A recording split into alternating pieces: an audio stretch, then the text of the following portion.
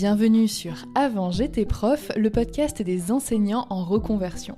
Je m'appelle Florence, j'ai été professeure des écoles pendant 6 ans et j'ai créé cette émission en 2020 pour m'aider à quitter un métier qui ne me convenait plus.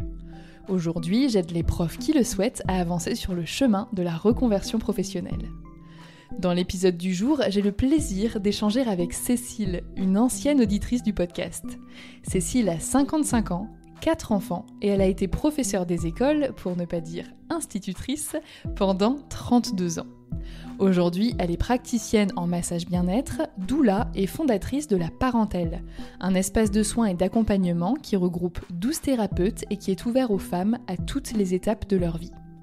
Cécile est la preuve qu'on peut se reconvertir après 50 ans, quand on a des enfants et même quand on nous met des bâtons dans les roues. Et par bâton, j'entends ici 7 refus de congé de formation, 2 refus de rupture conventionnelle, un refus de mise en disponibilité et un dernier pour une demande de temps partiel pour création d'entreprise. Au pied du mur, Cécile a été contrainte de démissionner après des années de réflexion. Et sa persévérance a fini par payer puisqu'elle a été invitée à Matignon pour présenter son projet après seulement 3 mois d'existence. J'espère que cet épisode vous apportera la lumière et la ténacité dont vous avez besoin pour avancer sur votre propre chemin. Bonne écoute!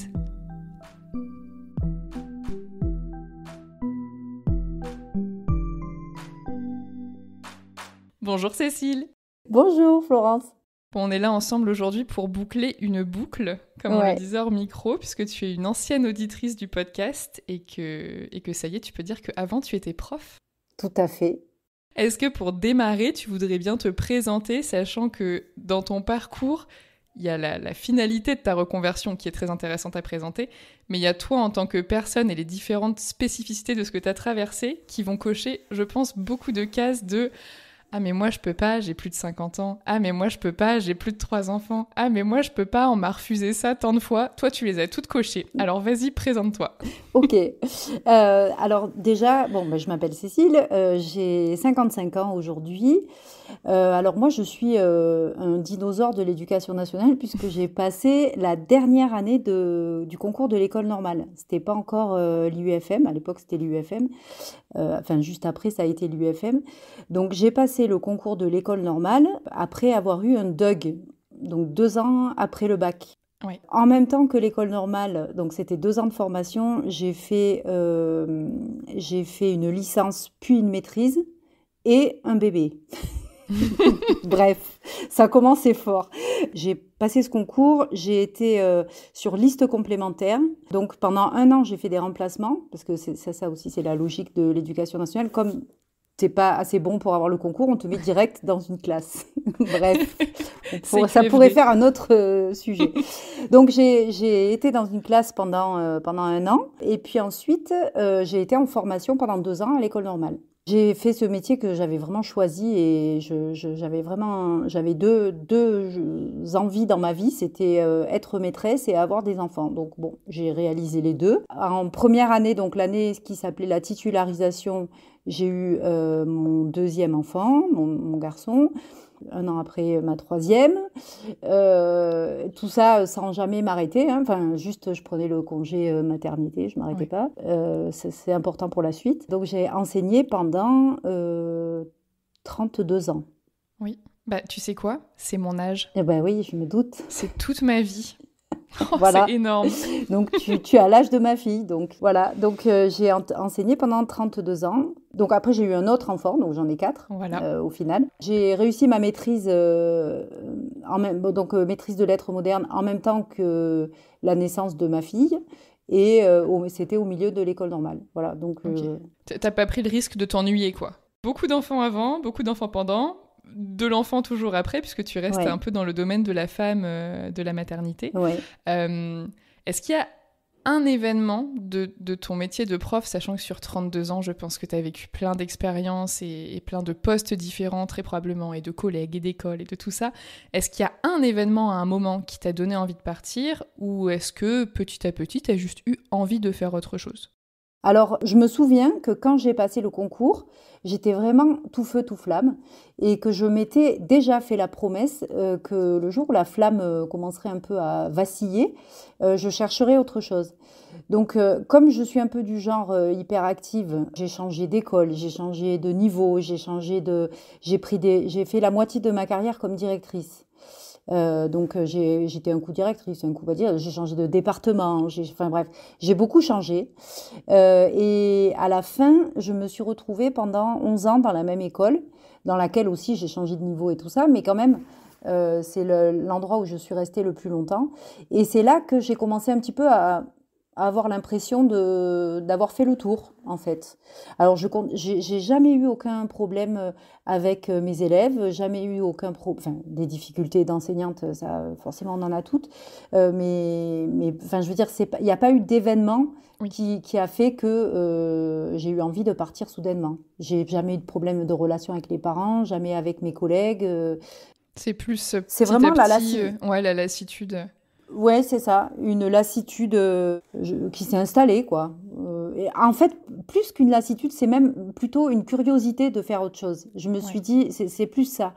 C'était vraiment, j'avais envie de faire autre chose. Au départ, parce qu'après, ça s'est transformé. Mais au départ, c'était vraiment ça.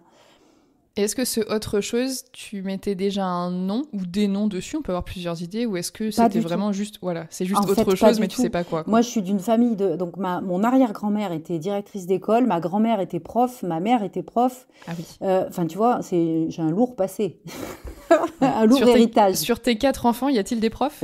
Non, aucun. Oh, la tradition s'arrête. Voilà, j'ai cassé la tradition. Mais voilà. Donc vraiment, en fait, d'abord ça me plaisait et aussi je me disais bon, de toute façon, qu'est-ce que je pourrais faire d'autre? Presque, tu vois, c'était presque. Ça coulait de source, quoi. Oui. Donc, je savais que c'était un métier qui me laisserait un peu de temps pour être avec mes enfants, ou en tout cas qui était un peu plus confortable qu'un autre style de métier. Mais c'est pas ça qui m'a guidée, c'est vraiment voilà, j'aimais être avec les enfants, j'aimais y transmettre, j'aimais leur curiosité, j'aimais le fait que c'est jamais pareil, voilà, j'aimais vraiment tout ça. Et quand j'ai commencé à me lasser de tout ça, j'ai pris un premier rendez-vous avec mon gestionnaire principal en lui disant voilà, je sens que je commence à m'ennuyer, mais je ne sais pas trop quoi faire. Et c'était un monsieur qui était vraiment chouette. Et avec lui, on a, dans un premier temps, exploré tout ce qui était possible de faire tout en restant dans l'éducation nationale. J'avais vraiment pas dans l'idée que j'allais tout plaquer et me barrer. Pas du tout. C'était pas mon idée. Donc lui, ce qu'il m'a dit, commencez déjà par demander un congé formation. Peut-être pour aller dans le secondaire, peut-être ça vous plairait. Alors comme j'aimais bien l'espagnol, je me débrouillais pas trop mal, je me suis dit tiens, je vais faire une formation pour passer le CAPES d'espagnol, ou je sais pas, je me suis dit why not. Donc j'ai demandé un congé formation, évidemment en vain. Oui. Voilà, je l'ai demandé pendant 7 ans. Voilà, c'est exactement l'un des points sur lesquels je voulais appuyer. 7 ans, quoi. 7 ans. 7 ans de Donc, refus. inutile de dire que pendant 7 ans, mon projet a 1000 fois changé. Bah oui. Parce que, comme j'étais pas absolument déterminée dès le départ, je n'ai pas dit je veux partir pour passer le CAPES d'espagnol. C'est pas du tout ça. C'est que je voulais partir pour tester autre chose. Donc, première année, non. Deuxième année, je redemande pareil, parce que là, ça allait encore à peu près. Troisième année, je me dis, bon, je vais tenter peut-être, retenter pareil. Je crois que j'ai demandé 3 ou 4 ans la même chose. Et puis après, j'ai demandé des trucs, mais complètement saugrenus. Je sais plus ce que j'ai demandé, même je ne me rappelle plus. Mais bon, enfin bref, de toute façon, je ne l'ai jamais eu. Donc voilà. Et comment tu passes de je ferais bien prof d'espagnol à pourquoi pas des massages? Alors, donc, pendant ces 7 ans, j'ai continué à explorer les pistes de qu'est-ce que je pourrais faire à côté de ça.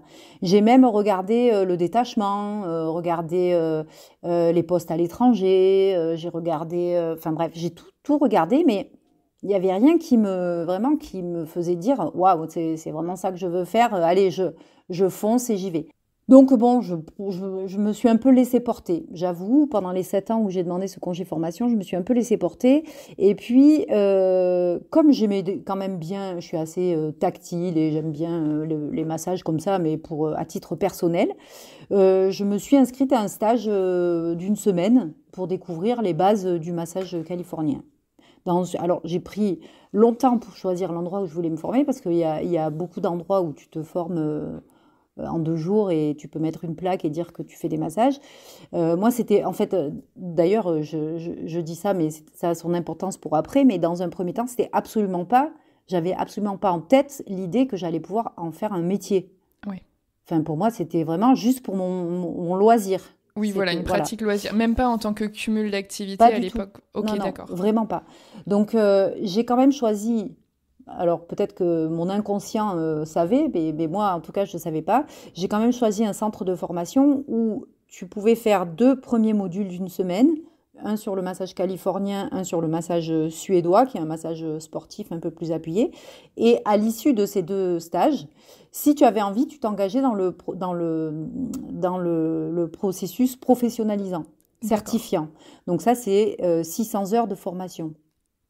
Tu vois ? C'est énorme. Voilà, c'est un gros truc. Ouais. En week-end, en vacances scolaires, etc. Donc, j'ai fait mon premier stage. J'ai dit, oh, c'est pas mal. Le groupe était sympa en plus. La formatrice, enfin, l'école au top, c'était pas loin de chez moi. Je me suis dit, bon, je vais faire le deuxième. Et à la fin du deuxième, je dis, ouais, mais non, mais quand même, je demande un congé formation, je ne l'ai toujours pas. Est-ce que je vais arriver à faire ci, à faire là, voilà. Et bref, la veille du jour où il fallait se décider, j'ai dit, bon, allez, je m'en fous, j'y vais. J'ai envie, je sais pas ce que j'en ferai, et j'avais toujours pas en tête que c'était ça que j'allais faire comme métier. Hein. C'était juste pour apprendre autre chose, c'est pour satisfaire ma curiosité. Donc j'ai fait cette formation. Là, on est en 2000. Alors, il y a eu quand même un événement avant, mais je vais y revenir. J'ai terminé cette formation en 2021. Donc, je l'ai faite pendant l'année 2020-2021. D'accord. L'événement sur lequel je voulais revenir, c'est qu'en 2018, donc après, je devais en être à la 6e année de refus de congé formation. L'école dans laquelle j'étais, il y avait une école maternelle et une école élémentaire à côté. Le directeur de la maternelle partait à la retraite, donc je me suis dit, tiens, je vais demander à la direction de la maternelle, ça va me changer les idées. Donc j'ai demandé à la direction de la maternelle et je l'ai obtenue.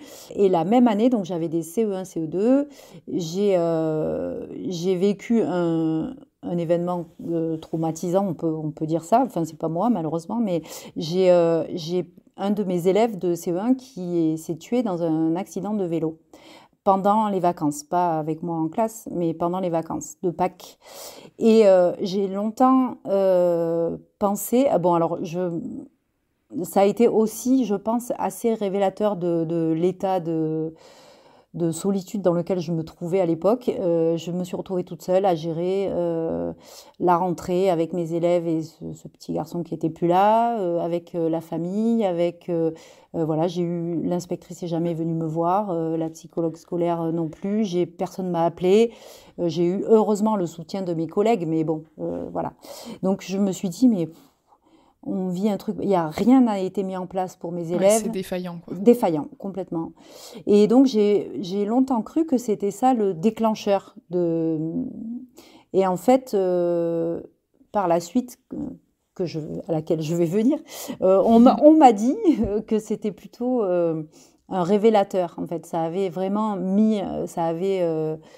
c'est pas ça qui a déclenché mon envie de partir, mais en tout cas, parce qu'elle était déjà là. Elle était déjà là, mais en tout cas, ça l'a accéléré et ça a révélé les failles que je voulais pas voir, quoi.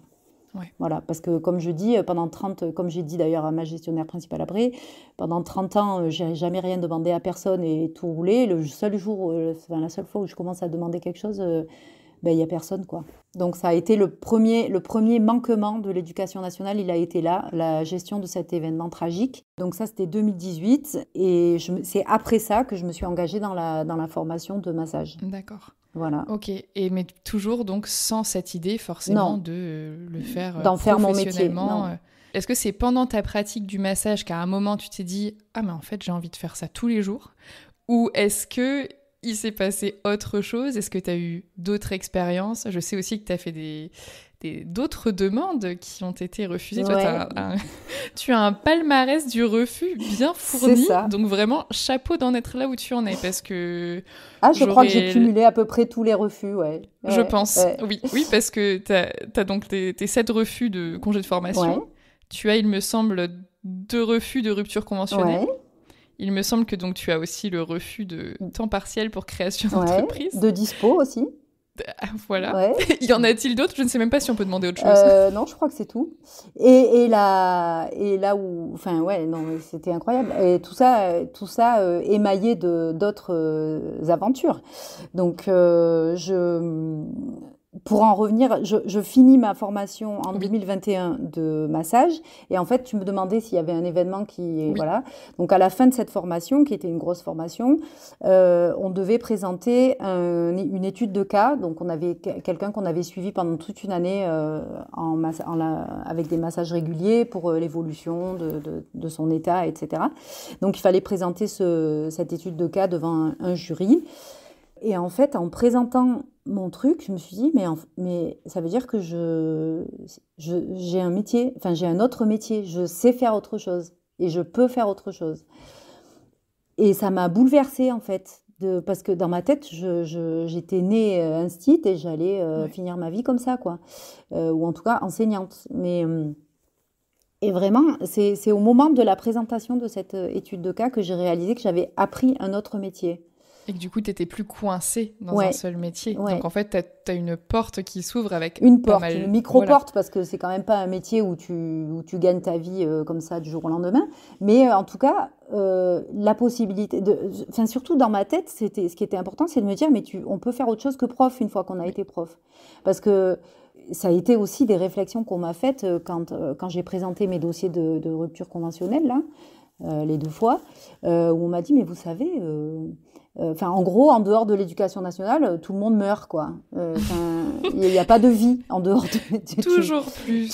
Non, mais c'était pas loin de ça, quoi. Vous savez, le monde du travail, c'est compliqué, hein. Avoir un salaire comme ça, comme on a ici, qui tombe à la fin du mois. Mais vraiment, on m'a vraiment dit ça. Je pense que la personne qui t'a dit ça, elle a peut-être vraiment cette perception-là. Mais c'est sa peur à elle, en fait. Mais voilà. Mais bon, au moment où toi, tu es en train de te dire, je pars pas... c'est pas hyper encourageant, quoi. En fait, c'est difficile parce que à la fois, c'est important, je pense, d'écouter des avis extérieurs, parce que quand on a vraiment envie de partir, pour un peu qu'on soit un peu fatigué, que voilà, qu'on cherche un peu à fuir, tout ça, il faut pas non plus prendre de mauvaises décisions ou de décisions un peu hâtives.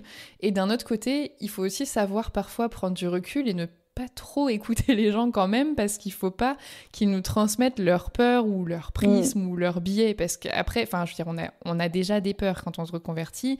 C'est bien d'avoir un petit panel de ce qui pourrait arriver, mais les peurs des autres ne sont pas obligées de devenir les nôtres. Oui. Et c'est difficile parfois de faire la part des choses entre aller un peu à la pêche à l'info et s'ouvrir pour pas faire d'erreur, et à la fois se préserver. Et je pense que ce qui est bien dans ces cas-là, c'est de prendre des conseils, soit de personnes qui nous connaissent vraiment très bien, de notre entourage, en faisant toujours la part des choses, mais soit de personnes qui ont vraiment vécu ça. Et peut-être que la personne qui a cette peur-là, que tout le monde meurt en dehors de l'éducation nationale, c'est peut-être pas la bonne personne à qui demander, alors que peut-être que quelqu'un qui s'est déjà reconverti et que ce soit bien ou mal passé, je veux dire, même si ça se passe mal et que la personne a des difficultés financières, pour autant elle n'est pas morte, en règle générale. Donc il y a quand même une petite demi-mesure à prendre en compte. La personne qui m'a dit ça, c'était la gestionnaire principale à ma 2e demande de rupture conventionnelle, pendant l'entretien, quoi. Tu vois, je n'avais rien demandé, moi. Mais bon, voilà. Donc, 2021, je finis ma formation et je rajoute un module animer un atelier massage bébé. Je me dis, tiens, ça me plaît bien de m'occuper de ce domaine-là. En même temps, ma fille devient maman, donc je deviens grand-mère. Il y a aussi Félicitations. Ça, voilà, en 2021. Et puis, je me dis, bon, je vais demander... Ah si, on m'a quand même accepté un truc, c'est le cumul d'activités. La première fois que je l'ai demandé, j'avais été hyper light, hein, j'allais dans une crèche animer des ateliers massage bébé, 1 heure par semaine, j'ai fait ça pendant 3 mois. Donc voilà, j'ai eu...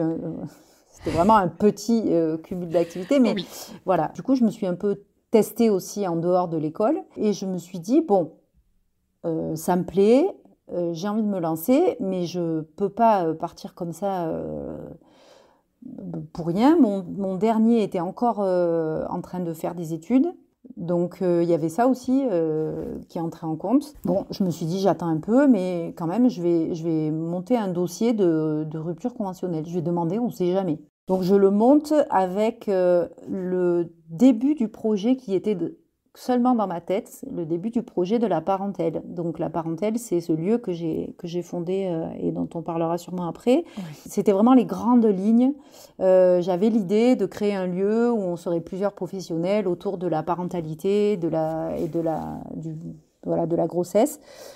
Mais c'était assez flou, j'avoue. Donc, quand j'ai présenté ma demande de rupture conventionnelle, elle a été refusée pour raison budgétaire la première fois. Ce qui peut arriver quand on est dans les derniers de son académie à demander, puisqu'il n'y a réellement plus de budget déjà, qu'il n'y en a pas énormément à la base. Et surtout quand on a mon âge. Donc, j'avais 50... Oui. En plus, tu coûtes cher, toi, ma cocotte. Voilà, j'avais 52 ans, donc je coûtais cher. Et donc, refus pour raison budgétaire. Donc ça, je l'ai complètement accepté. Enfin, vraiment, je me suis dit, bon, ok, mon projet, il n'est pas hyper carré, je suis vieille, je coûte cher, why not? Mais j'avance. Je me dis, je vais quand même changer un peu d'air. Donc, je quitte l'école où j'étais directrice, de la maternelle où j'étais directrice. En plus, il y a eu le Covid au milieu. Oui. Ouais. Voilà, donc j'ai géré en tant que directrice de maternelle cette période charmante. Ah oui, ça faisait pas rêver, ça. Voilà, ça a été un peu compliqué. Donc, je quitte l'école maternelle et je pars en RASED. Oui. Une année de maître E. En me disant, comme ça, si j'ai ma rupture conventionnelle, à la fin, je ne manquerai pas à grand monde parce que Et elle est altruiste en plus de ça. Oui, non, mais tu vois, je me disais, c'est mieux si ah, mais c'est voilà. vrai, c'est bien vu. Voilà. Donc, je fais mon année de RASED, mon projet commence un peu à s'affiner.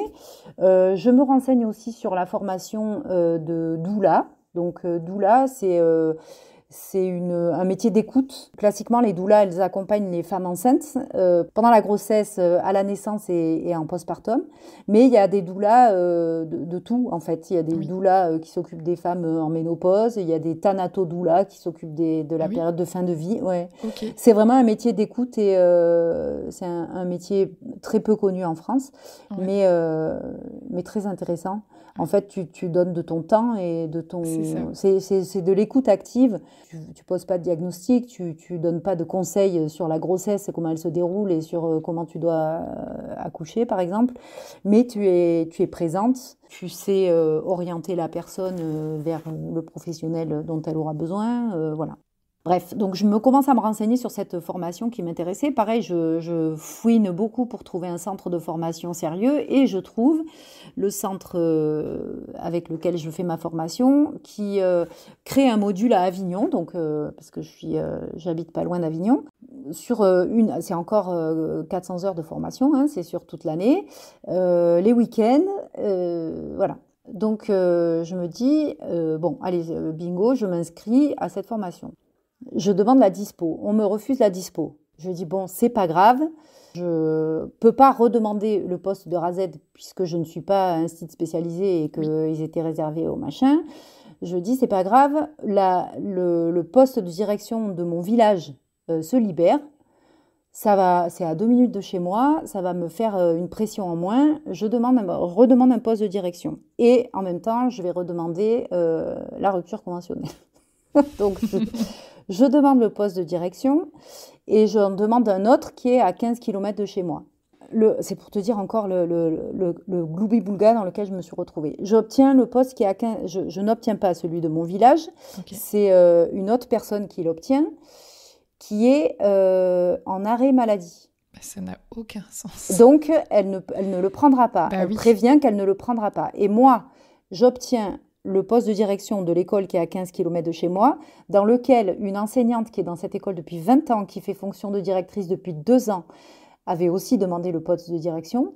Et elle ne l'a pas, mais à un quart de point de moi, quoi. Ouais. Donc, j'arrive dans une école où il y a quelqu'un qui voulait le poste, mais qui l'a pas. Moi, je veux le poste... Bon, c'est dans la même circonscription, donc on se dit, bon, on va faire une demande de switch. Oui. Pourquoi pas? Donc, on appelle toutes les deux, on était OK, on appelle l'inspectrice, on dit voilà, j'ai appris qu'à Bédouin, le poste ne serait pas pourvu. Moi, je veux bien même pour 1 an faire fonction parce que de toute façon, je suis en projet de partir, donc je ne vais pas rester 1000 ans. Et ça a été refusé. Ouais, ça m'étonne pas. Le switch a été refusé. Ils ont obligé une enseignante de l'école de mon village à prendre la direction alors qu'elle n'avait pas envie, puisque la personne n'a pas pris son poste. Je passe l'été à préparer ma classe dans cette nouvelle école à 15 km de chez moi, avec cette ambiance un peu bizarre de l'autre enseignante qui voulait, mais qui était cool, hein, mais bon. J'ai passé l'été à aller dans l'école, à m'asseoir au milieu de ma classe, à regarder autour de moi, à pas savoir pas quoi faire, à repartir. Et la veille de la rentrée, en tout et pour tout, j'avais fait ma liste d'élèves. Donc j'étais directrice, tu vois, j'avais rien préparé, j'avais pas fait d'emploi du temps, j'avais rien fait. Mais ça, je te le dis maintenant parce que sur le coup, je m'en rendais absolument pas compte. Ouais. Et je sentais monter un truc, mais je savais pas ce que c'était. Et j'arrive le jour de la pré-rentrée. Je dis à mes collègues, je leur dis, écoutez, je ne sais pas ce qui se passe, mais vraiment, ça va pas trop. Bon, je pars à la réunion de directeurs, je vous tiens au courant. Donc, je pars à la réunion des directeurs. Il y a un de mes collègues qui me dit, alors, t'as passé des bonnes vacances? Et je m'effondre. Je me mets à pleurer. J'ai sangloté pendant 3 heures. Je pouvais plus me lever, j'avais les jambes coupées. Et donc, l'inspectrice qui me connaissait pas est venue me voir à la fin. Elle m'a dit, je crois qu'il faut que vous preniez du temps pour vous, il me semble. Je suis d'accord avec elle. Ne vous inquiétez pas pour l'école, on va gérer. Madame, l'autre enseignante, donc, qui était prête à prendre la direction à ma place, puisqu'elle la voulait, elle va faire fonction, on va se débrouiller, tout ça. Donc, c'est effectivement ce qui s'est passé. J'ai appelé mon généraliste en larmes dans ma voiture. J'arrivais même pas à démarrer. Donc, il m'a dit, bon, je vais vous arrêter une semaine, mais passez me voir. Et quand je suis passée, il m'a dit, je vais vous arrêter 1 mois, parce que là, ça va pas du tout. Et j'ai été arrêtée 9 mois. Ah oui, donc ça n'allait pas du tout. Ça n'allait pas du tout. Moi, ça me fait de la peine, en fait, d'entendre des parcours comme le tien. Mais il y en a plein, hein, il y en a plein des histoires comme ça, mais de se dire que ça fait, je sais pas, 10 ans que tu demandes des trucs parce que t'as besoin d'air, t'as besoin d'autre chose, t'as besoin de découvrir, et tu le fais pendant que t'as encore de l'énergie, pendant que ça va, pendant que ça te plaît encore, pendant que tu peux encore faire ton métier de la meilleure manière qui soit pour les enfants. Et on ne fait que te refuser des choses et tu en arrives finalement à ce même stade que les gens qui ont trop attendu sans faire de démarche et qui ont tiré sur la corde jusqu'au dernier moment.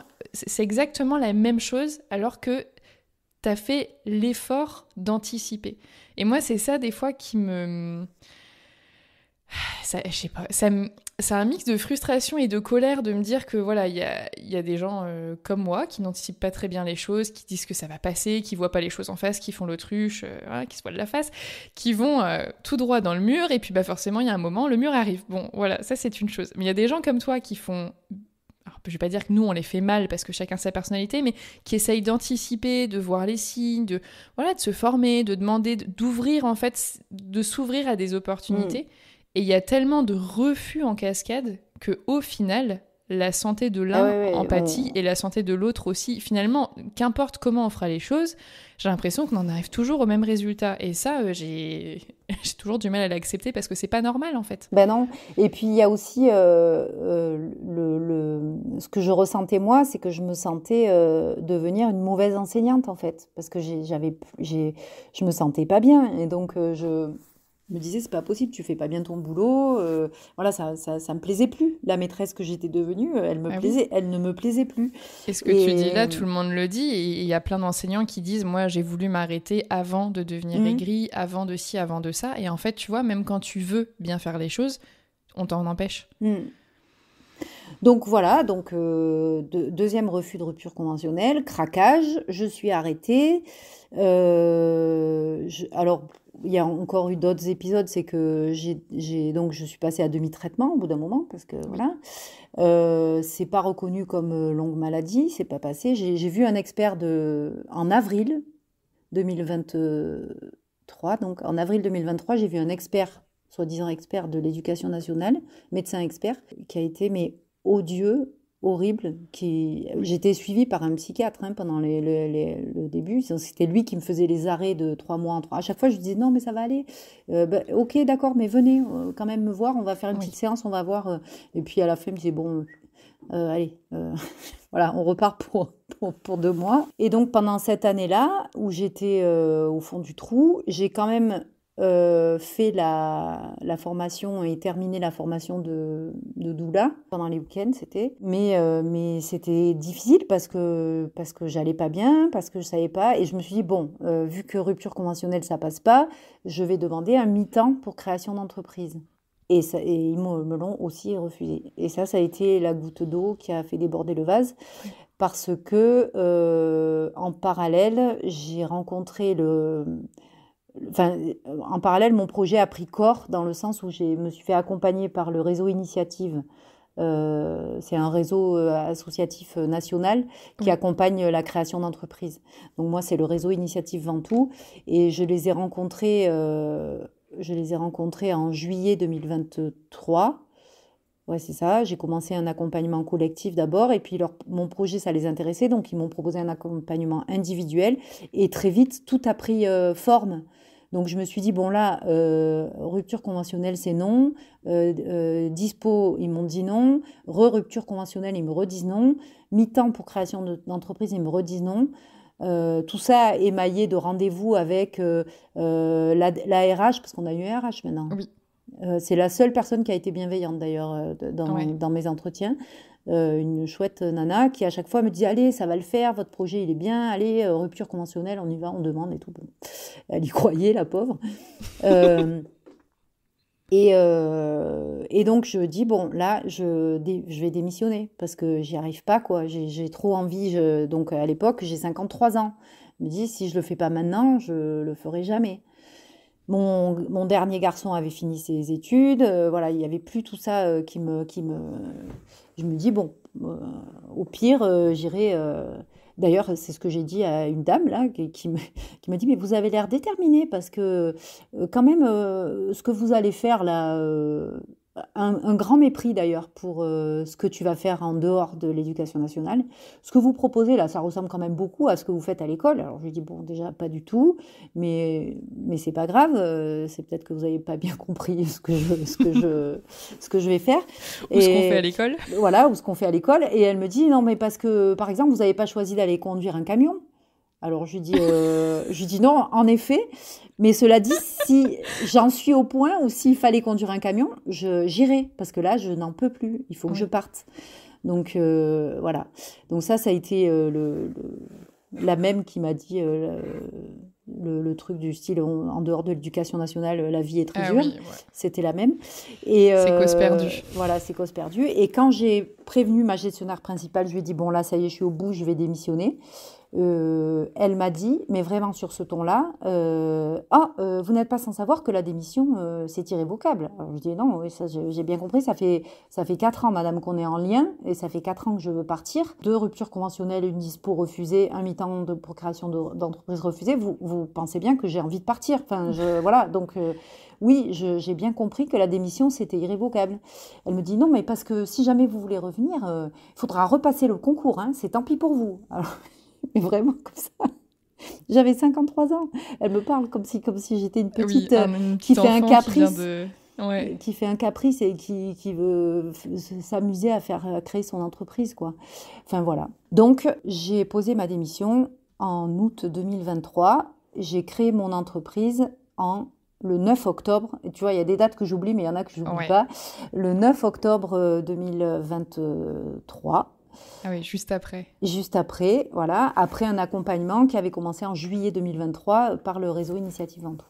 L'accompagnement Initiative, donc en l'occurrence Ventoux, c'est un accompagnement qui est gratuit, oui. Qui est payant. Comment ça fonctionne ? Oui, alors c'est gratuit. Moi, en tout cas, dans la section de mon secteur, il fonctionne comme ça. Il propose 4 ateliers collectifs. Il y en a un, c'est j'affine mon offre, découvrir un peu les différents statuts possibles pour la création d'une entreprise, se familiariser avec la vente, enfin avec se vendre et avec sa posture d'entrepreneur et un peu de la compta, enfin des trucs comme ça.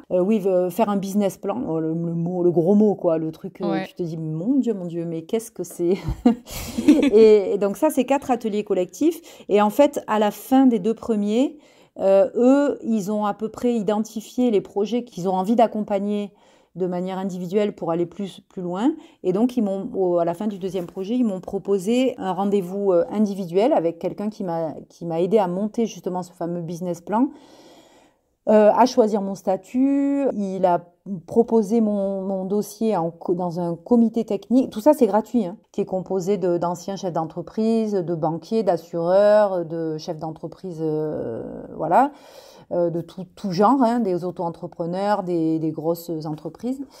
Et le comité technique décide si oui ou non ils veulent bien nous accompagner. Et si oui, c'est à moi. Après, j'avais 3/4 d'heure devant le même jury en comité d'agrément, ça s'appelle, pour présenter mon projet et faire une demande. J'ai fait une demande. Alors moi, j'avais pas besoin de beaucoup, mais parce que j'ai pas de matériel, j'avais déjà le local et tout ça.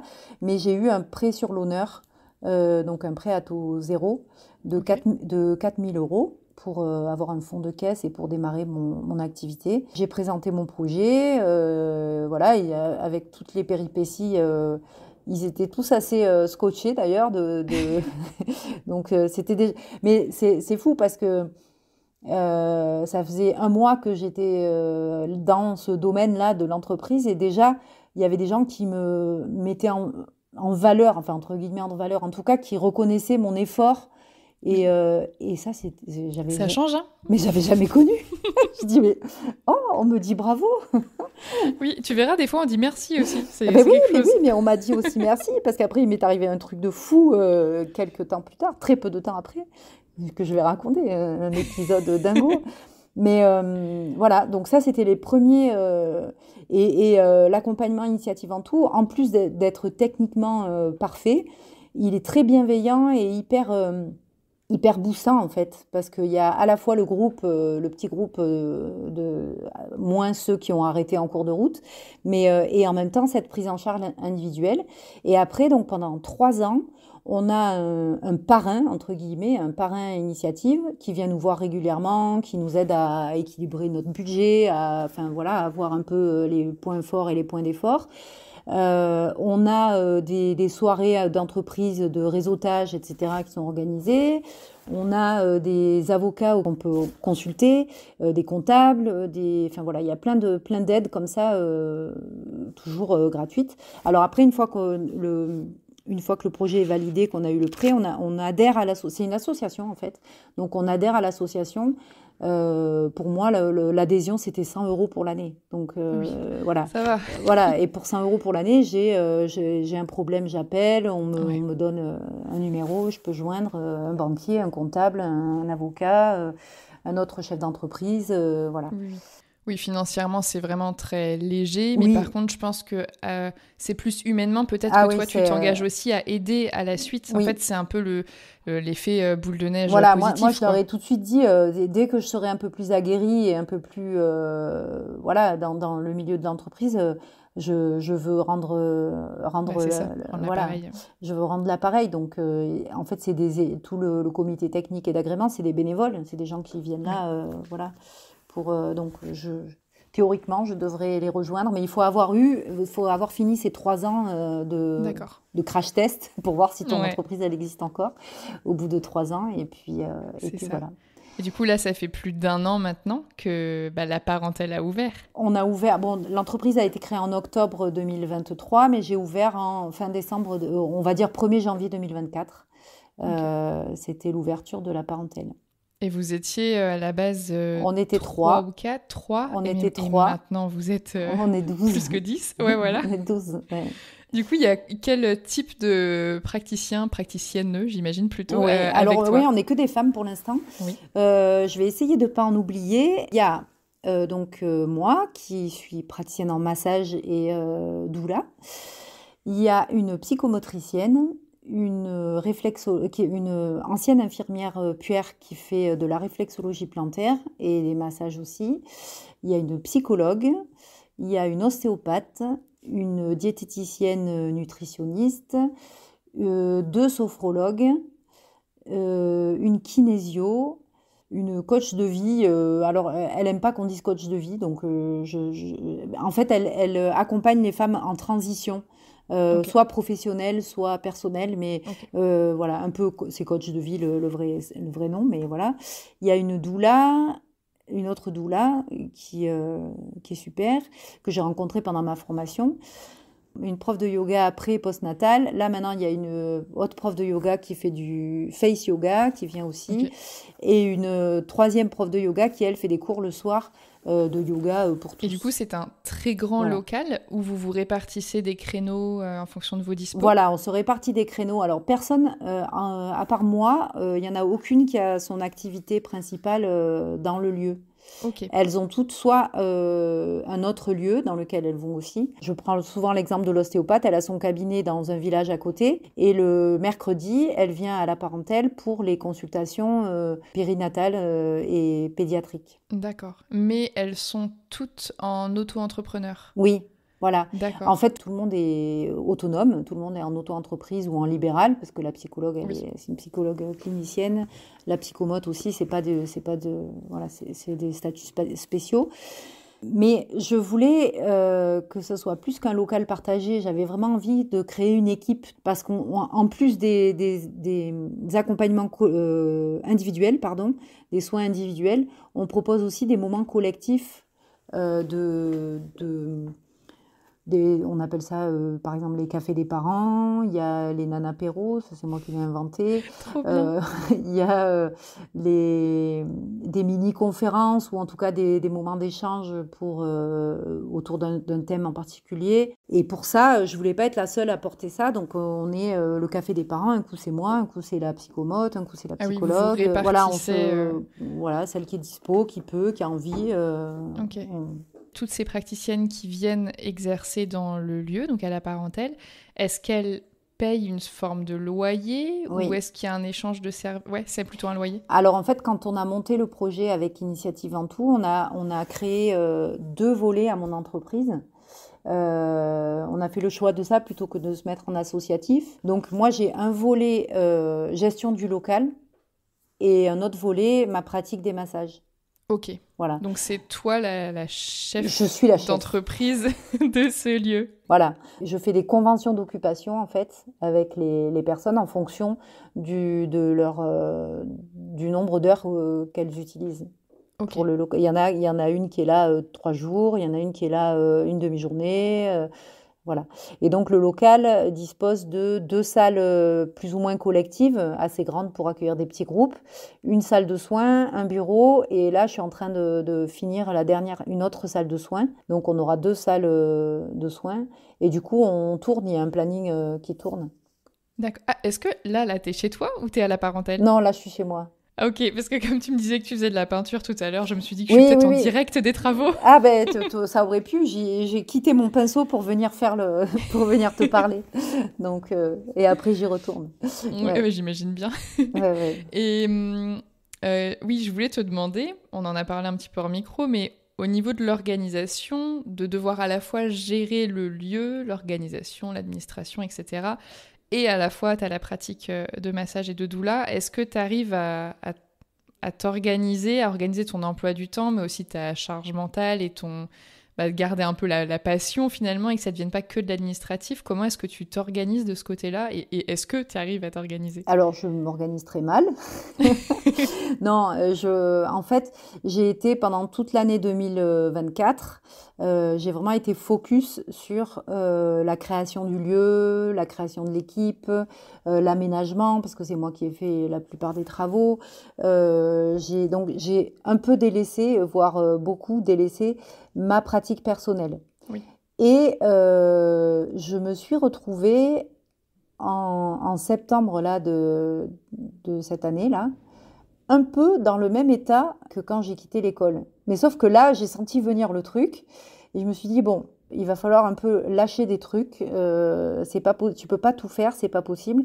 En fait, j'ai fait mon bilan à Initiative Ventoux et la personne avec qui j'ai fait mon bilan, tous les ans, on fait un petit bilan, on fait un point sur l'année là. Et donc, elle me dit, mais quand je lui ai dit tout ce que je faisais, elle me dit, vous avez évalué un peu le nombre d'heures que vous passez pour la parentèle? J'ai dit, bah non, mais ça va. Elle m'a dit, non, non, mais faites-le. Et on va écrire sur une feuille. Et en fait, c'était démentiel. C'était n'importe quoi. C'est-à-dire que j'étais retombée dans mes travers Bah oui. d'avant. Comme je voulais gérer le compte Insta, le Facebook, monter le site, du coup, je me suis inscrite à la formation. Et oui. Alors, je m'étais aussi inscrite l'année de mon burn-out, je m'étais aussi inscrite à la formation de Lucie Rondelet. Je me souviens, pour la Voilà, formation ouais, rédaction web, tu m'en avais parlé. absolument. Et je suis pas allée au bout. Je suis Ah pas non? allée non, je suis pas allée au bout parce que c'était pas le moment pour moi de toute Ah façon, je ouais. pense. Et puis, contrairement à l'autre formation où là, je vais aller au bout, la Oui, qui est formation que je celle de suis, Manon qui en est celle content management. de Manon, c'était trop impersonnel. Moi, à l'époque, j'avais vraiment besoin d'être coucounée et qu'on me prenne par la Ouais. main et qu'on m'amène jusqu'au bout. Et là, c'est encore le cas. Manon, heureusement qu'elle est patiente avec moi parce que je suis l'élève du fond de la classe près du radiateur. Moi, c'est une horreur. Je suis la pire élève de toutes les élèves. Mais Es-tu un bon exemple pour mon désir d'épisode pour présenter sa formation? ah oui, je crois. Je ne sais pas. Je crois, mais il faudra surtout pas faire comme moi. Non, non, je crois on en a beaucoup parlé avec Manon de ça parce que c'est son regard de prof, je pense, d'avant, mais elle a compris en fait pourquoi c'était plus long pour moi de me mettre dans. C'est que je veux pas en faire mon métier, je veux pas Oui. Tu veux utiliser ces compétences-là pour développer la parentèle. pour être autonome dans mon activité d'entreprise. Et c'est en ça qu'elle a, du coup, elle m'a laissé une marge de manœuvre un peu plus grande, voilà, je pense. Ouais, mais c'est vrai que c'est plus difficile parce que moi j'ai suivi donc la formation en rédaction web dont on parlait tout à l'heure. Et je l'ai utilisé d'abord pour en faire mon métier principal. Et j'avais d'ailleurs pas d'autre projet en tête que de faire ça. Donc c'était censé être juste ça. Et c'était facile comparé à maintenant où j'ai quasiment arrêté la rédaction web pour me concentrer sur le podcast, la formation au podcast et l'accompagnement des profs. Mais j'utilise ces compétences-là pour développer mon site web qui me rapporte un trafic quand même important. Ouais. Et c'est vrai que par contre, c'est plus difficile parce que du coup, c'est un peu des métiers qu'on se crée sur mesure et qu'on gère. C'est moins un métier d'exécutant comme j'avais en rédaction web, alors qui libère une charge d'esprit. C'était plus simple. Je sais pas dans quoi je m'embarque là, mais en tout cas, je pense qu'il y a aussi la passion qui parle. Et c'est vrai, là, quand tu disais, il faut compter ses heures. Moi, je sais que je me suis rendu compte que répondre aux commentaires du site, aux messages Instagram, aux messages sur Facebook, aux messages sur LinkedIn, aux messages sur WhatsApp, blablabla, et je mettais des heures, je mets 10 ou 15 heures à répondre aux gens, des immenses messages, et ça, je le comptais pas dans mon temps de travail. Et oui, moi non plus. Sauf que plus ça va, plus il y en a, et donc là, depuis le 1er janvier 2025, je compte pour me rendre compte, pas pour forcément arrêter, mais pour l'organiser différemment et en prendre conscience et penser aussi autrement, parce qu'en fait, c'est pas viable. Et après, quand tu es trop là-dedans, dans les petites tâches qui prennent mine de rien beaucoup de temps, même si elles ont leur importance, mais tu perds un peu le cœur du métier, comme toi pour le massage, et tu perds un peu la raison du pourquoi tu as lancé ça. Exactement. Et ce que tu aimes aussi. Et c'est important de garder un juste milieu et de ne pas s'épuiser non plus, bien évidemment. Oui, et puis comme tu fais ce que tu aimes, tu as l'impression de ne pas travailler. Ben oui, tu te rends pas compte, c'est ça. Tu te rends pas compte. C'est exactement ça. Et tu te retrouves à plus avoir de temps. Enfin, moi, à 10h du soir, je me mettais à faire le poste Alors, c'est mon défaut, hein, c'est que je suis très mal organisée aussi. Hein, mais voilà, j'étais sans arrêt en train de travailler, en fait. Et dans ma tête, il y avait toujours un truc... Donc, j'ai délégué. C'est la psychomotricienne, maintenant, Chloé, qui s'occupe du compte Instagram. Moi, quand j'ai envie, je poste un truc, mais c'est elle qui vraiment met en route les stories, les posts, les machins. Voilà, c'est elle qui s'en occupe. Et moi, depuis septembre, quand j'ai senti que ça commence, je me suis dit, mais en fait, je fais plus du tout. Je suis en train de devenir gestionnaire d'un local et c'est pas ça qui m'intéressait. C'est ça. Même si monter l'équipe et tout, ça m'a plu. Moi, ce qui me plaît, c'est m'occuper des gens, quoi. M'occuper des femmes et créer mon offre de massage différente des spas qui sont autour de moi, parce que c'est pas du tout ça que je veux faire. Tu vois, coupler mon activité de massage avec mes qualités de doula aussi. Enfin, voilà, créer un accompagnement complet pour les femmes qui seraient qui auraient besoin qu'on prenne soin d'elles. Voilà, donc c'est vraiment ça que j'ai envie de faire et je me suis remise là en octobre. J'ai commencé à peine à me remettre là-dessus. Et t'en es contente ? Ouais. C'est le bon choix, quoi. Ouais, c'est le bon choix, vraiment. Vraiment, parce que je vois que ça ronronne un petit peu au niveau de la parentèle, c'est lancé, donc voilà, il y a moins de travail à faire. Ouais. Alors après, il y a aussi Je pense à ça parce que tu m'as peut-être pas encore posé la question, tu avais peut-être prévu de le faire, mais de quoi je vis depuis... C'est exactement, c'était la prochaine question. Maintenant qu'on sait que tu travailles 150 heures par semaine, voilà. Tu dois être millionnaire. Elle doit être millionnaire, celle-ci. Pas du tout.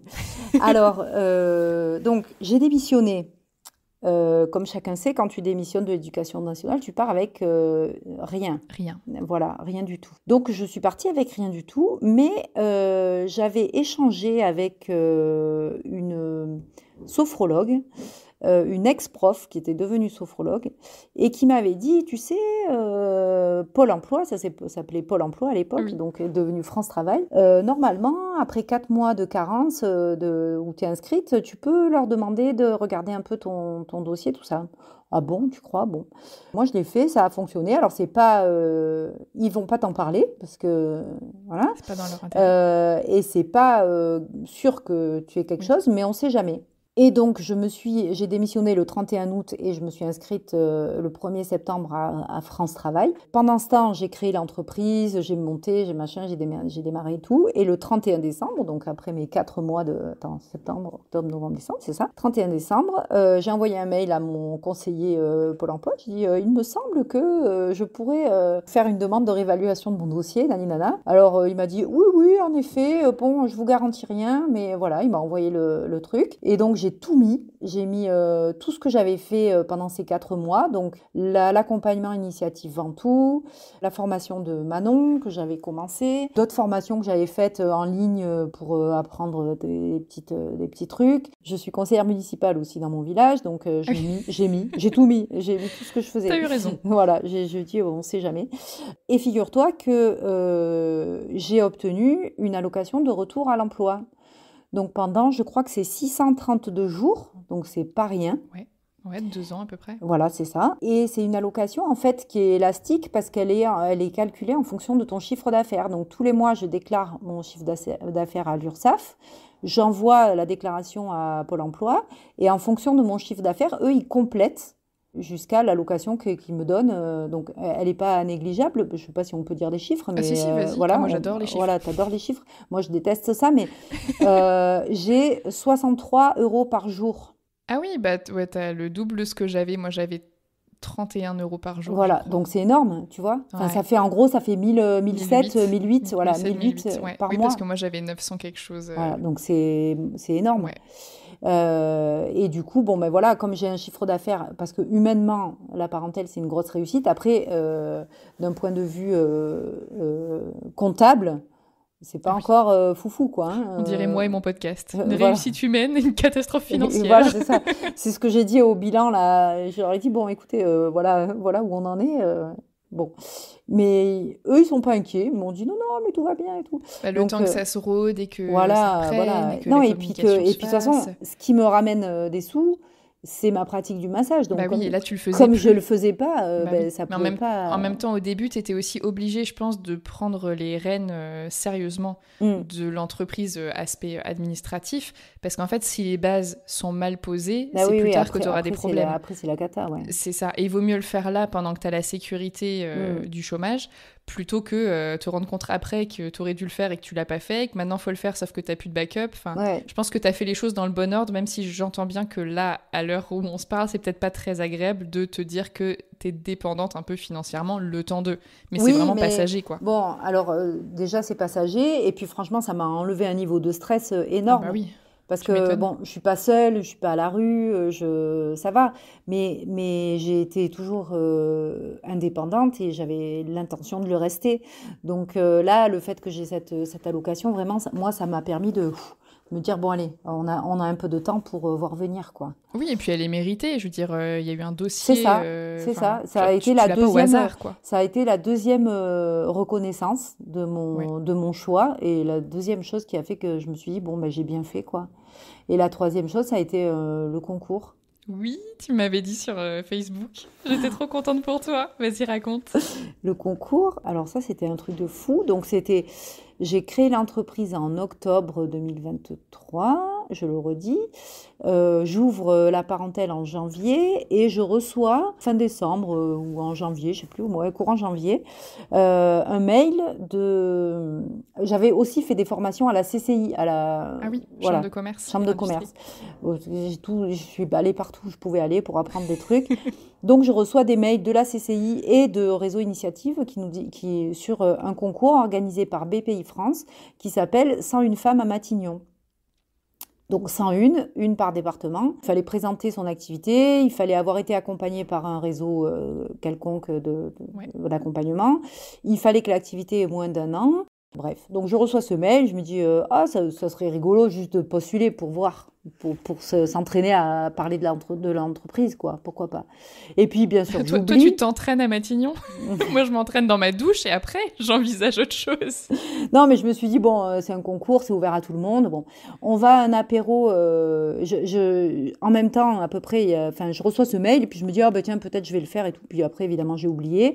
Donc, il y a un apéro initiative et pendant l'apéro, la directrice du réseau, là, qui dit, au fait, le concours BPI, ça clôture ce soir. Qui a participé? Et puis, j'en vois 3-4 qui lèvent le doigt, qui avaient des entreprises qui cartonnaient, des nanas qui étaient dans la com, dans ci, dans là, enfin des trucs, j'avais l'impression que moi, c'était nul. Et donc, j'ai même pas osé lever le doigt pour dire que j'avais envoyé Ouais, voilà, c'était le lendemain de la clôture le lendemain de la clôture des inscriptions, parce qu'en fait, le jour même de la clôture, j'ai dit « Oh, le concours !» Donc, vite, j'ai fait mon dossier. Il fallait faire une petite vidéo d'1 minute et demie. J'ai fait ça dans ma cuisine avec mon téléphone posé en travers sur une boîte de sucre. Et j'ai enregistré à 10h du soir Comme quoi mon pitch tout pourri, là. Et où on dirait, en plus j'ai une tête, on dirait qu'on m'a volé mon goûter. Enfin bref, trop bizarre. Et le lendemain, il y avait cet apéro. Elle dit, qui a participé au concours? Donc moi, j'ai même pas levé le doigt. Je lui dis non, je vais pas refaire la maline. Ça m'a fait rire un moment de faire ça, mais bon. Et puis, mi-février, je reçois un mail. Félicitations, vous faites partie des lauréates du concours 101 femmes à Matignon. Je me dis, ça doit être une présélection ou un truc comme ça. Donc, je contacte une autre nana qui avait participé. Et je lui dis, t'as reçu un mail, toi, pour le concours et tout? Elle me dit, bah oui, mais c'est un mail générique, tout le monde a reçu ça. Merci de votre participation, tout ça. Je lui dis, en fait, moi, il n'y a pas marqué ça. Il y a marqué, vous êtes lauréate. Mais non. Et en fait, mais oui. Donc j'ai été la Vauclusienne dont le projet a été choisi pour aller à Matignon. Un truc incroyable. Donc, il y a eu quand même 1500 participations sur le territoire national. Donc, oui. On n'était pas 3, quoi. Donc, je suis hyper fière. Et c'était un jury régional. Donc, c'est la présidente de région et tout un tas de gens qui ont sélectionné les dossiers et qui ont choisi les dossiers. Et après, on était invités 2 jours à Paris. Une journée de tu sais, un peu travail d'entreprise, là, avec rencontrer des entrepreneurs. Oui, un peu réseautage. Voilà, de femmes. Alors, c'était que des nanas, que des femmes. On a rencontré la ministre Aurore Berger, la ministre de l'égalité femmes-hommes, là, voilà, et des droits des femmes. Le premier jour. Et le deuxième jour, on était reçus à Matignon par Gabriel Attal, donc, qui était Premier ministre à l'époque. Oui. Il y avait Olivia Grégoire, qui était la ministre des PME et des petites entreprises, et encore Aurore Berger, puis le directeur de BPI France, enfin bref, toute la crème de la crème. C'était incroyable. C'était un truc de fou. Et on a gardé contact, donc c'était la première édition de ce concours, donc on est à jamais les premières. C'est ça, mais du coup, à glisser dans les bonnes oreilles, là, si quelqu'un écoute et se dit... Oui, alors là, d'ailleurs, ça postule jusqu'au 4 avril. C'est sous un autre format. L'épisode sera publié juste après. Voilà, mais ça postule jusqu'au 4 avril, mais ils le referont tous les ans. Oui, donc pense. Non, mais s'il y a un message à donner, c'est faut foncer, quoi. Faut y aller. Moi, ça faisait 3 mois que j'étais dans le monde de l'entreprise. Et en fait, j'ai discuté avec la présidente de région qui a fait partie du jury pour choisir les dossiers. Je lui ai dit, franchement, je me demande ce que je fais là. Enfin, j'en croyais pas mes yeux, quoi. Et elle me dit, mais non, votre projet, il cochait toutes les cases. Vous êtes en zone semi-rurale, vous faites de l'humain, vous êtes en reconversion et vous venez pas de n'importe où. Enfin, voilà.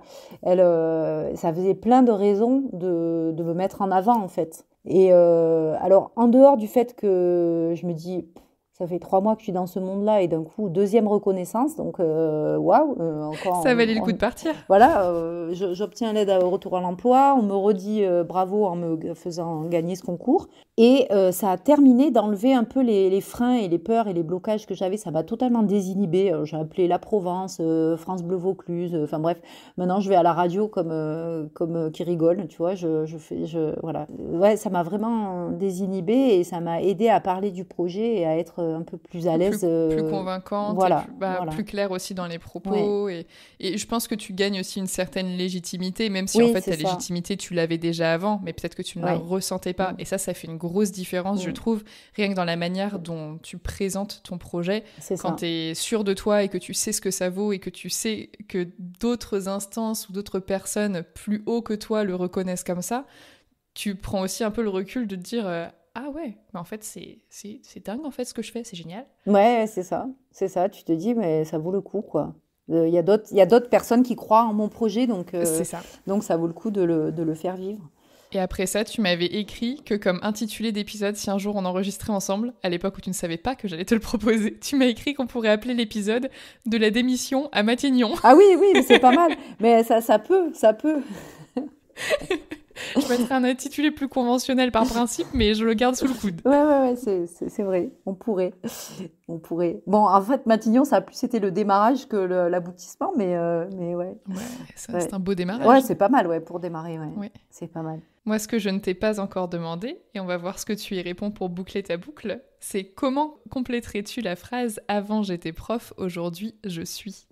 Eh bien, j'ai retrouvé mon mot qui me venait souvent en tête. Je dirais aujourd'hui je suis accomplie.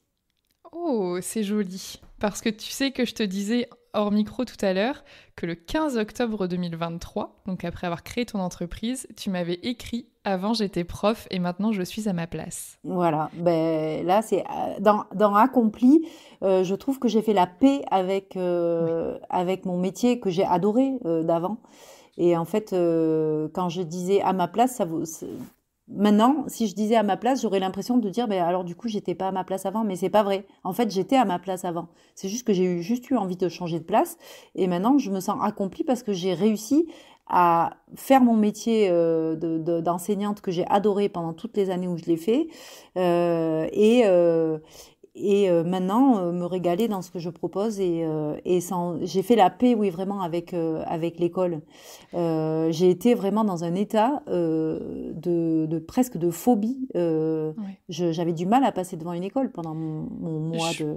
Je pense que c'est pas anormal quand on a tiré sur la corde autant que ce que tu as pu le faire, ou moi, ou la plupart malheureusement des gens qui nous écoutent, parce qu'en fait on attend tellement qu'on devient dégoûté de certaines choses et très en colère. Enfin, il y a beaucoup d'émotions négatives qui se mêlent au bout d'un moment, et c'est très désagréable. Et je sais que moi aussi, pendant un petit moment environ 2 ans et demi, rien que passer devant une cour d'école, je me disais mais mon Dieu, mais quelle horreur quoi. Et la psychologue que je voyais pendant mon année où j'ai été arrêtée, elle me disait on va essayer j'étais en colère en fait au départ j'étais triste. Elle me dit on va essayer de transformer la tristesse en colère, puis la colère en mélancolie et la mélancolie en bon souvenir. Et c'est exactement le parcours que j'ai fait en fait. J'ai d'abord été triste, malade, vraiment malade. J'avais dit à ma gestionnaire principale, j'aurais souhaité un divorce à l'amiable, et en fait, c'est un divorce sans consentement, quoi. Pour moi, la démission, c'était vraiment la pire des solutions. Mais j'en suis arrivée là parce que, et ça, c'est le psychiatre qui me l'a expliqué, quand il m'a dit, vous êtes en burn-out professionnel sévère, donc on va vous éloigner de ce qui vous rend malade, puisque à la maison tout allait bien, hein, c'était vraiment que là. Il m'a expliqué, parce que moi j'avais besoin de comprendre en fait. Je dis mais comment j'ai pu passer d'un état où je organise des classes vertes toutes les années, où je me régalais, où je me mettais en quatre pour mes élèves, à ne plus pouvoir passer devant une école. Et il me dit mais en fait vous avez emmagasiné tellement de refus que à un moment donné, ça se met en sécurité, quoi. Là où vous consciemment, vous le voyez pas venir, mais à un moment donné, il y a un truc qui se déconnecte. Bah oui, et je l'ai dit en rigolant tout à l'heure parce que bon, c'est quand même le palmarès le plus abouti que j'ai eu l'occasion de rencontrer et que j'en ris un peu jaune malheureusement, mais maintenant que tout va mieux et que tu fais quelque chose de formidable où tu te sens accompli, mais ça aurait aussi pu ne pas être le cas, et là c'est pas drôle du tout, et même de manière générale, ben voilà, pourquoi est-ce qu'il y a besoin de traverser tout ça, autant de refus avant d'en arriver à ça, quoi. Enfin, voilà, comme je disais tout à l'heure, ça me fait colère tout rouge, comme on dit en maternelle. Oui, mais c'est ça. Et moi, je leur ai dit, je vous demande pas grand-chose.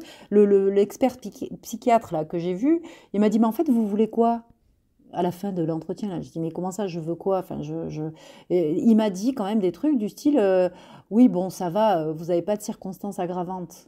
Je ne vais pas vous mettre en longue maladie. Et je lui dis, mais c'est quoi des circonstances aggravantes? Et il me dit, mais vous n'avez pas fait de tentative de suicide. Il m'a dit vraiment ça. Heureusement que j'ai du soutien à la maison. Tu vois, il dit ça à quelqu'un qui est pas vraiment seul, qui ne peut pas faire face à ce genre de réflexion. Mais enfin, je l'ai pas fait, mais ça méritait presque de signaler quoi, le comportement de ce médecin. Et voilà, et je trouve que moi, je demandais rien d'autre que on comprenne et qu'on accompagne mon choix d'aller voir ailleurs. Après 32 ans, quand même. C'est pas un caprice, quoi. Tu vois, ça fait 32 ans que je suis là, que je lui ai dit à l'inspectrice adjointe, là, j'ai dit, mais regardez mes états de service. J'ai 4 enfants. Je pense que vous pouvez compter mes jours d'arrêt maladie sur vos 10 doigts de la main. En 30 ans, quoi. Je me suis fait opérer chaque fois que j'avais une opération que je pouvais programmer, je la faisais pendant les vacances pour pas manquer. Enfin, tu vois, j'ai toujours, et je regrette pas. Hein, c'est pas que je regrette, mais c'est que je trouve que au moment où tu as besoin d'eux, ben, ils sont pas là. Il y a personne. Mais ils sont eux-mêmes. Mais ils sont eux-mêmes perdus, hein, eux-mêmes complètement largués par ce qui leur arrive sur le coin du nez, quoi. Que toutes ces personnes qui veulent, maintenant, les gens, enfin les jeunes qui arrivent dans l'enseignement, ils n'arrivent pas là en se disant je vais finir ma vie instite. Oh non. Non, ils se disent je vais voir ce que ça fait, tiens, je vais tester prof. Et puis voilà, puis si ça leur plaît pas, ils vont faire autre chose. Et ça, l'éducation nationale n'est pas du tout prête à faire face à ça. Non, mais je pense que par contre ces jeunes-là ont bien raison parce que faut pas non plus trop en attendre malheureusement. Ce qui est dommage, c'est que ceux qui en pâtissent au fond, c'est les enfants qui eux n'ont rien demandé à personne. Ouais. Mais si tu y vas avec trop d'attentes, en fait quand on fait les choses bien, bon, souvent c'est dans notre personnalité, c'est de nature, mais on fait les choses bien parce qu'on aime les choses bien faites. On les fait pas bien parce qu'on a envie que ça nous vienne en retour. En revanche, quand pendant 32 ans tu fais les choses bien, c'est vrai que quand tu as besoin une fois de l'aide, t'aimerais bien juste qu'on considère ta demande, en fait. C'est juste ça, quoi. Et le fait de ne pas le faire, c'est assez inhumain, finalement. Moi, je trouve que c'est ceux qui en pâtissent, c'est bien sûr les enfants les élèves en première ligne, mais en fait, c'est tout le système éducatif qui en pâtit, parce que du coup, on se retrouve avec des personnes qui sont là parce qu'elles ne savent pas quoi faire d'autre, ou alors qui restent parce qu'elles n'ont pas la folie ou le courage, ou non, on ne peut pas parler de courage, mais qu'elles n'ont pas la possibilité tout simplement de changer, alors qu'elles sont moins performantes qu'au début. Et je ne sais pas, dans n'importe quel autre corps de métier, si t'es plus à ta place, on essaye de te déplacer, quoi. Bah oui. Enfin, je sais pas, peut-être j'idéalise, hein, peut-être c'est pareil partout. Oui, peut-être pas partout, mais je pense qu'il y a quand même pas mal de corps de métier où c'est un petit peu plus simple. Après, j'ai l'impression que tout ce qui découle de la fonction publique, c'est très difficile de bouger les choses. Ou alors, c'est des mises au placard. Oui, c'est ça. Moi, le psychiatre, il m'a dit « Oh, ça va, vous avez 53 ans, vous voulez pas finir vos dernières années dans un bureau tranquille ?» Ah bah si, j'en rêve. Je dis non, vraiment, c'est pas du tout ce que j'ai envie de faire, quoi. Et vraiment pas. J'ai un projet sur lequel j'ai travaillé qui m'anime et j'ai vraiment envie de le mener à bout. Mais oui. Voilà. Et tu l'as. Et je l'ai fait. Voilà. Donc ça, j'en suis très fière. Ouais, voilà. Maintenant, écoute, j'ai eu 55 ans le 1er août et j'ai appris que je pouvais demander ma retraite. Ah bah. Trop bien. Donc, écoute, voilà. Donc, j'ai vraiment zéro stress, tu vois. Ouais. Voilà. Ah ouais. J'ai plus de stress. Mais en tout cas, chapeau, parce que t'as vraiment un parcours à la fois rocambolesque et à la fois tout ce que t'as, tu le mérites. Enfin, je veux dire, des gens qui font autant d'efforts pour en arriver là où ils en sont, on n'en croise pas tous les 4 matins. Donc, bon, je suis c'était très un peu contente. décousu, désolée. Je sais pas si tu vas arriver à tout remettre dans l'ordre. Je ferai du montage pour toi, Cécile. Ouais, là, il y a du boulot, ma pauvre. Je ferai de mon mieux. Mais après, c'est aussi ça la vérité d'un parcours, c'est que c'est pas linéaire. Oui, en non, fait, ça, c'est loin c'est d'être qu'on linéaire, demande ouais. un truc et puis entre-temps on change d'avis. C'est qu'on suit une formation, puis en fait c'était plus une porte de sortie. Et ce qui nous anime vraiment, c'est autre chose. Mais que parfois on est trop fatigué pour le voir à un instant T. Enfin, c'est pas linéaire. Et puis se reconvertir, c'est pas non plus. J'ai envie de dire, c'est pas une fin en soi. C'est pas parce qu'on choisit un métier de reconversion que ça doit être le même pour toute notre vie. L'idée, c'est de pas retomber dans la même chose. Et je pense que de manière globale, la société évolue aussi. On sera de moins en moins enclin de toute façon à avoir un seul métier. Donc d'autant que la retraite, elle se recule. Elle recule, ouais. Moi, je la verrais pas à 55 ans, celle-là, ça c'est sûr. Non, mais alors, figure-toi que c'est un dispositif qui était... c'est valable parce que j'étais instite et pas PE. Oui. Et que j'ai été dans le corps d'instit pendant plus de 15 ans. Et que j'ai eu mes enfants, et il fallait avoir au moins 3 enfants, là. Donc moi j'en ai eu 4 avant 2012. Pour être sûre. Ouais, pour être sûre. Non, mais avant 2012. Donc il fallait... Et apparemment ce dispositif existe encore, mais enfin bon, tout peut changer. Mais donc voilà. Alors évidemment, j'aurais pas une retraite de fou, mais enfin c'est déjà pas mal. Non. Oui, c'est toujours ça en fait. C'est sécurisant, je pense. Et quand on est sécurisé, c'est peut-être plus léger de faire certaines choses aussi au quotidien. Donc, et puis c'est amplement mérité. Parce que 4 enfants, plus tous les enfants de ta carrière, ça en fait. Ah ouais, j'en ai eu beaucoup, oui.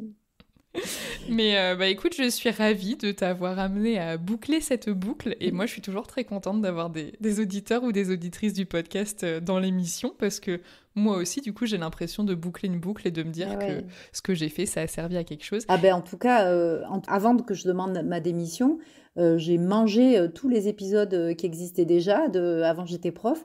Et vraiment, je le dis pas pour faire tu vois, ma faillotte. Mais vraiment, il y a certains épisodes qui m'ont en tout cas fait avancer grandement vers la démission. Enfin, qui m'ont donné des ailes, quoi, qui m'ont aidé, qui m'ont permis de me dire, mais ouais, c'est possible.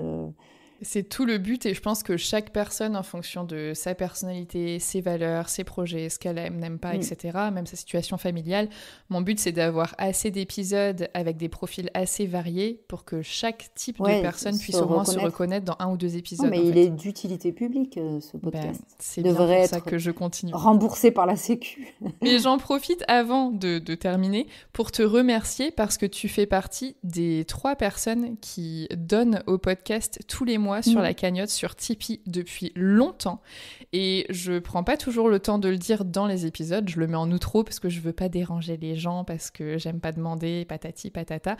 Il n'empêche que tu le fais depuis très longtemps et que c'est d'un soutien énorme. Tu vois, toi, l'idée que tu as de maintenant qu'il y a la retraite ou le chômage, on est plus tranquille, et ben moi c'est grâce aux personnes qui donnent sur Tipeee que je suis plus tranquille parce que le podcast a un coût tous les mois et que là en ce moment, comme je suis un peu en phase de reconversion de la rédaction vers le podcast et l'accompagnement des profs, je suis dans une phase où je crée beaucoup, mais je ne me rémunère pas encore. Et donc, c'est parce qu'il y a des gens comme toi que je continue de faire autant d'épisodes alors que ça demande un gros investissement qui, du coup, pour l'instant, ne me rémunère pas. Donc, merci à toi. Je t'enverrai d'autres cartes postales. Ah oui, elles sont bien en plus. Mais en tout cas, merci beaucoup. Et puis, on se tiendra au courant de comment avancent les choses. Et je mettrai le lien de la parentèle dans la description de l'épisode. Et puis, on reste en contact. Ouais, là, il me reste à terminer la formation de Manon. Et puis, ça. Voilà. Et je t'embêterai peut-être pour revenir m'en parler. Ouais, avec plaisir. Merci d'avoir écouté cet épisode jusqu'au bout. Pensez à vous abonner au podcast pour ne pas rater les prochains. Pour m'aider à faire connaître l'émission, vous pouvez la noter et la commenter sur votre application d'écoute. Je vous invite également à la partager avec vos proches, vos collègues et sur vos réseaux sociaux. Retrouvez l'actualité du podcast sur Instagram et Facebook @avantj'étaisprof. Et si vous avez besoin d'aide dans votre propre reconversion, jetez un œil à mon site internet avantj'étaisprof.com. Vous y trouverez la liste de tous les épisodes du podcast, des articles de blog, des idées de formation et mes propositions d'accompagnement. À bientôt!